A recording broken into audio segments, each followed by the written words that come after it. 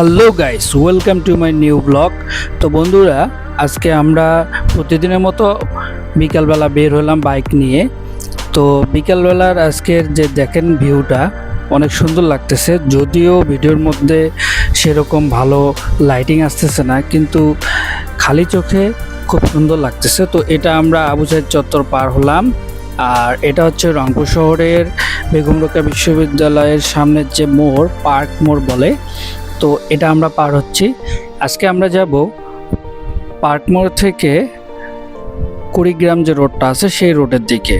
তো বন্ধুরা, কে কোথা থেকে ভিডিওগুলো দেখতেছেন অবশ্যই জানাবেন, আর আমার ভিডিওগুলো আপনাদের কেমন লাগে সেটাও জানাবেন, কারণ একটা ভিডিও করতে কিন্তু অনেক কষ্ট হয়। কষ্ট হওয়া সত্ত্বেও আমি আপনাদের সাথে এই ভিডিওগুলো শেয়ার করতেছি। যেহেতু বিকালবেলা সন্ধ্যা নেমে আসতেছে, খুব জ্যাম। দেখেন বন্ধুরা, এটা ওয়ান ওয়ে রাস্তা না, এখানে সামনের দিক থেকেও গাড়ি আসতেছে এবং প্রচুর বাইক, অটো এবং বাস, ট্রাক এগুলো আছে। তো তারপরও আমরা এই রাস্তা দিয়ে যাচ্ছি, কারণ এই রাস্তাতে জার্নিটা অনেক ভালো লাগে এবং এই রাস্তা দিয়ে ভিউটা অনেক সুন্দর আসে।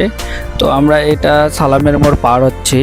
সালামের মোড় পার হয়ে আমরা তাজহাট সামনে আছে, তো আমরা এই রোড দিয়ে যাচ্ছি। দেখেন দুই পাশে সবুজ গাছপালা এবং রাস্তাটা এখনও বৃষ্টি হওয়ার পরও তেমনটা খাল হয়নি।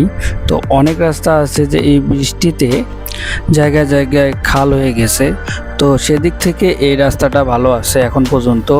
তো আমার চোখে পড়েনি তেমন খাল, যদিও হয়ে থাকে সেটা হয়তো তাড়াতাড়ি রিপেয়ার করে ফেলছে। তো এই রাস্তা দিয়ে আমরা রংপুর থেকে কুড়িগ্রাম বা লালমনিরহাট যেতে পারি। এই সেই মহাসড়ক, সামনে সাতমাথা আছে। তো এই রাস্তার ভিউটা দেখেন অনেক সুন্দর লাগতেছে। আপনারা হয়তো ভিডিওতে দেখতেছেন, ভিডিও যেহেতু আমি ফোন দিয়ে ভিডিও করতেছি, ভিডিওটা ঘোলা আসতে পারে, কিন্তু খালি চোখে জাস্ট অসাম, দেখতেই সুন্দর লাগতেছে। কিন্তু এই রাস্তাতে সবসময় গাড়ি চলাচল করে, এজন্য ভিড় থাকে। তো যখন সকালবেলা থাকে তখন কিন্তু তেমনটা গাড়ি থাকে না। সেই সময় যদি বাইক রাইড করা যায় তাহলে আরও সুন্দর লাগে। দেখেন অন্ধকার নেমে আসতেছে, তারপরও আমি এই মোবাইল দিয়ে ভিডিওটা শ্যুট করতেছি। তো আপনারা কে কোথা থেকে ভিডিওগুলো দেখেন অবশ্যই জানাবেন। আপনারা খুব সুন্দর রেসপন্স দিচ্ছেন। আমার একটা ভিডিও অলরেডি ফর ইউতে গেছে, তো আশা করতেছি এই ভিডিওটাও আপনারা ফর ইউতে নিয়ে যাবেন। তো শুরুতে ভাবছিলাম মোটোব্লগ হয়তো বা খুব সহজ, কিন্তু মোটোব্লগ স্টার্ট করার পর বুঝতে পারলাম যে না, তেমনটাও সহজ না, অনেক কষ্ট করতে হয় এবং সবসময় খেয়াল রাখতে হয় ভিডিওটা ঠিকমতো আসতেছে কি না। তো যার ক্যামেরা আছে তার জন্য খুব সহজ, কিন্তু যার মোবাইল দিয়ে এই মোটোব্লগগুলো করে তাদের জন্য খুবই কষ্টকর, কারণ হেলমেটের মধ্যে মোবাইল দিয়ে আপনার ভিডিও করা, কোন অ্যাঙ্গেলে হচ্ছে, ফ্রেমটা ঠিক থাকতেছে কিনা সেটা কিন্তু লক্ষ্য করা যায় না। আর সামনে আমি যেহেতু বাইক রাইড করতেছি, বাইক রাইড করার সময় কিন্তু সতর্ক থাকতে হয়।